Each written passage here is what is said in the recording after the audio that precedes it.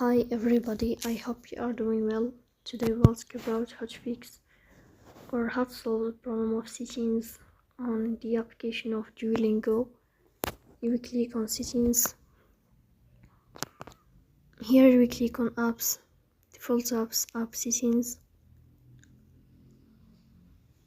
On above here you will search about the application of Duolingo and you will click here in this page of app info. You will click on first stop and you will click OK.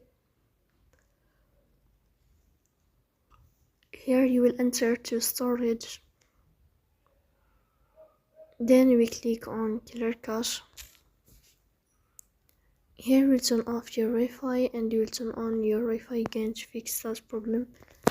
So that's all. Don't forget to support us by like and subscribe.